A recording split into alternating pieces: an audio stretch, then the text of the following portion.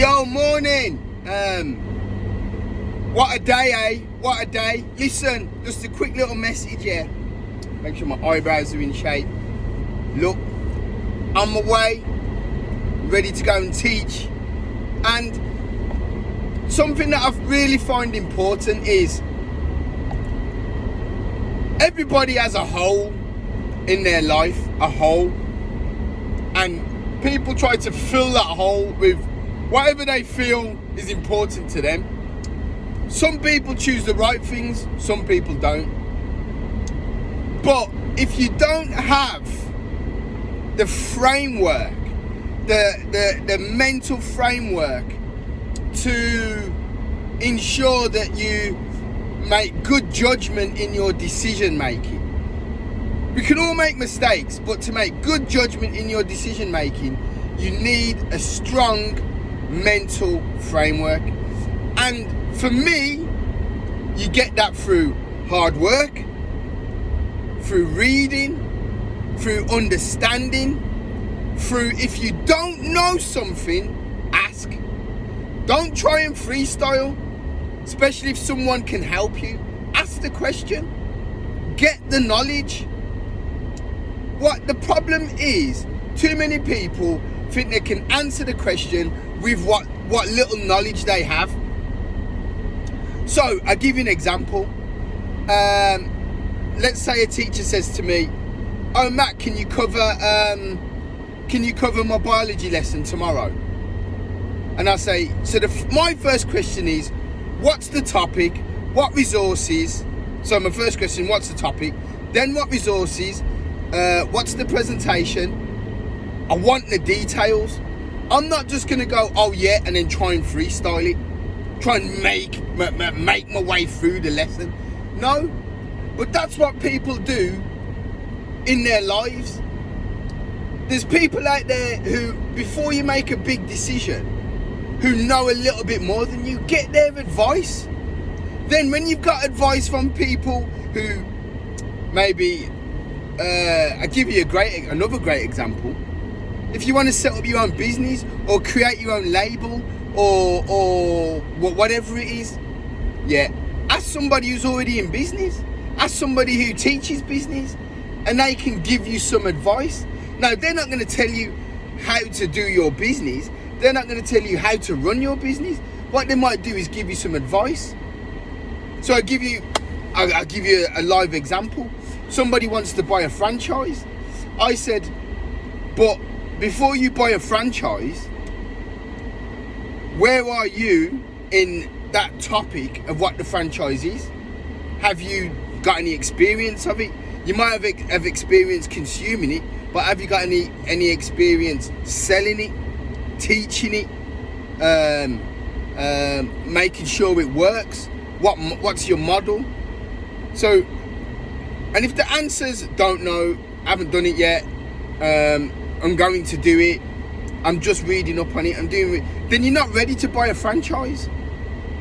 When you buy a franchise, it's thousands and thousands and thousands of pounds, and you've got to pay that regularly.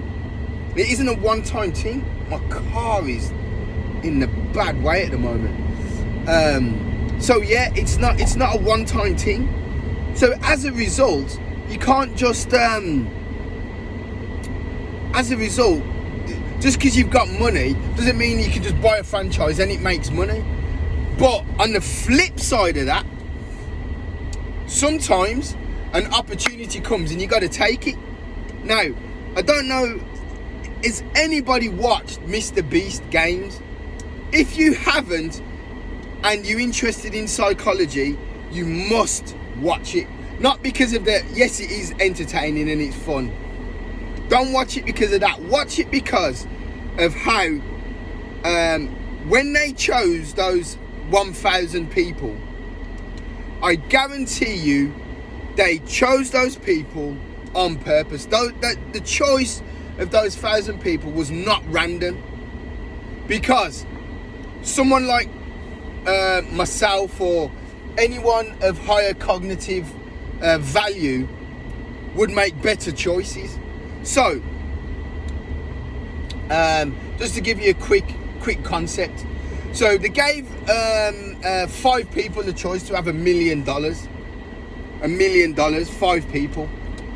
And because people deal in social constraints, they felt that they knew when they chose those people that the majority of people wouldn't have taken that $1 million. Why? Because people are governed by social constructs. Now, someone who isn't governed by social construct, like myself, I'd have taken that $1 million. Now, if that sacrifices 70 people, that's fine. It means nothing to me. Now, there's no honour in opportunity.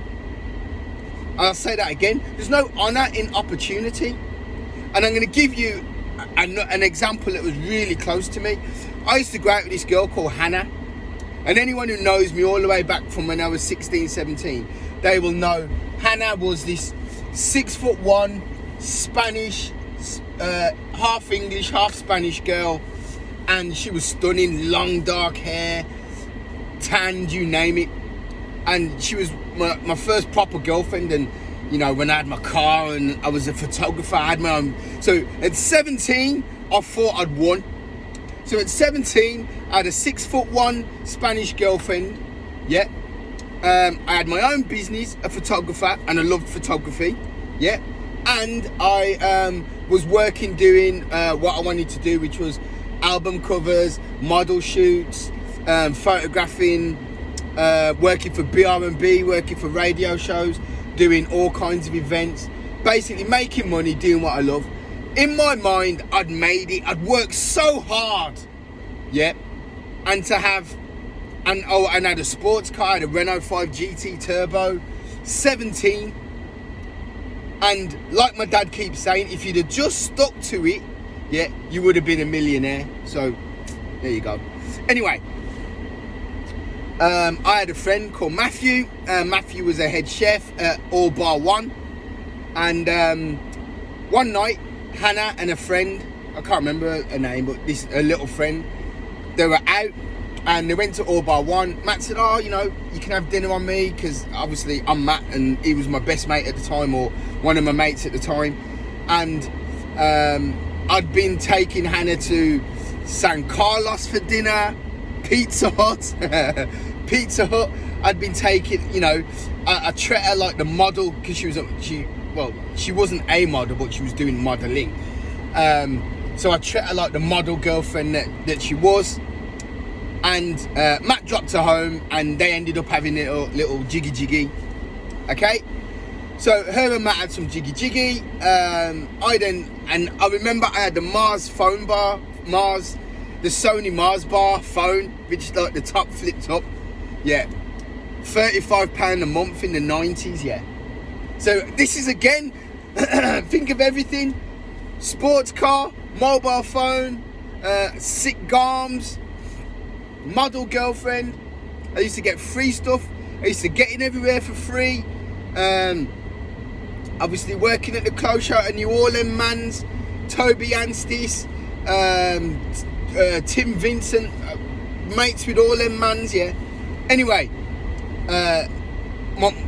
go back to my original point. Opportunity, Matt. So Matt had a girlfriend at the time, strong girlfriend. He had an opportunity, and he took it.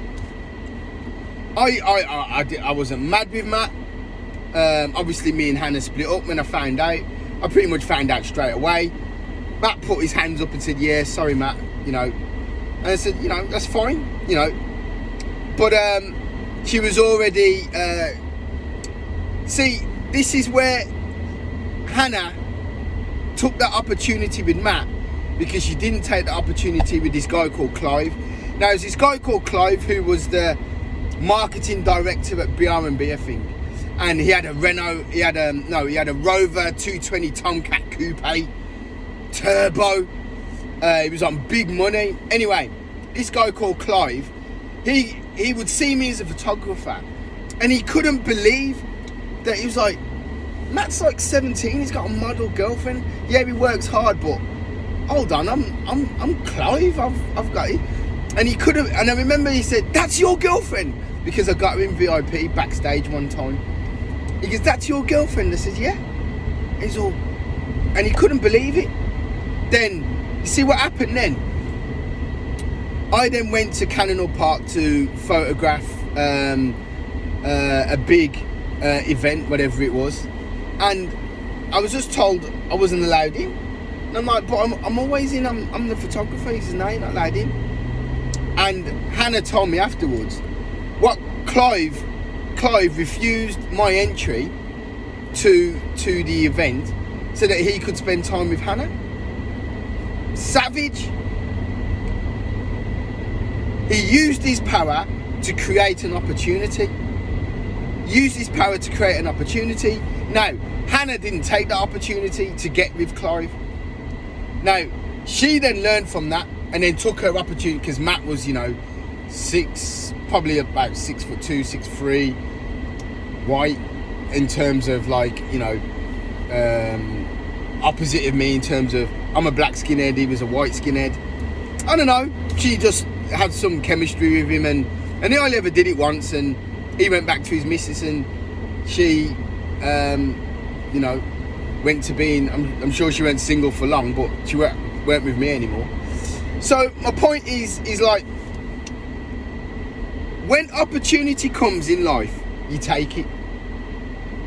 Hannah took her opportunity to have a night with Matt. Matt took his opportunity to have a night with Hannah. He will always remember that. I still remember it. Now, what's interesting is, if you watch Mr. Beast, this guy had a chance to win $1 million. He turned it down.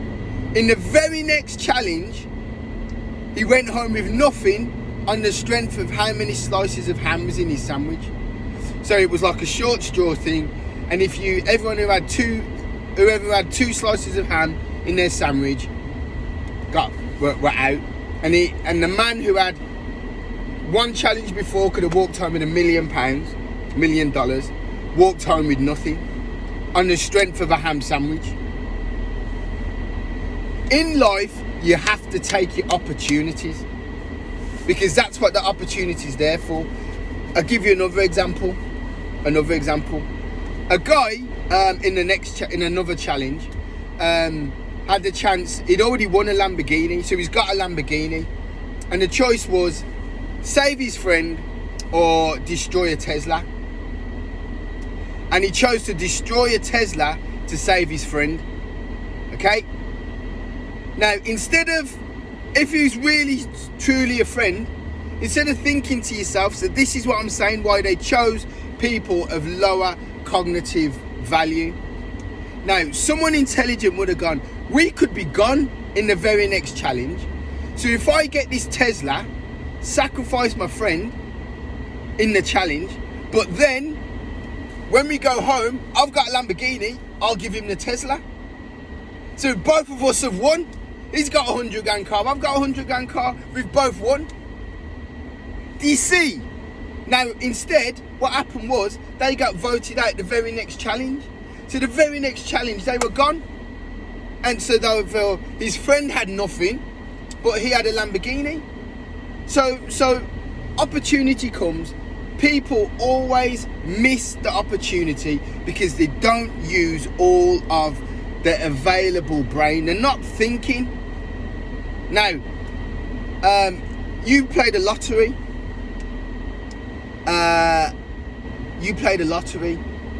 The lottery doesn't go to anybody. It's not random. The lottery, they choose the people who can win the lottery. It's chosen. They're not. Otherwise, Tommy Robinson could win the lottery. He could win 140 million and use it to fund whatever he wants to fund. So no way is the lottery random. No way. So if I said to you, you could win £1 million on the lottery tomorrow, or forfeit that million in the hope that you could win 140 million next week, you'd take the million. Take it. Because £1 million to you now could set you up, could do this, could do that. But then, so you're saying, talk about instant gratification. It's not instant gratification. It's not. Because you've got whatever the chances of winning the 140 million, But if you're being offered $1 million, that is an offer, that is an opportunity, that is what you've got. You could use that $1 million to make 140 million. You could set up a chain of restaurants. It's what the value of the person. So that's why when they choose these people, they do not choose someone who could really work it out. It just wouldn't make economic sense because they'd be too clever. Which brings me all the way back to what I started talking about. The most important things in life is opportunity and need. Need and opportunity. Does the need open the doors for opportunity? If you can't identify the need, you won't identify the opportunity. They're both singular and same, but they both need each other. It's like cars and car insurance with some of these drivers out here on the road.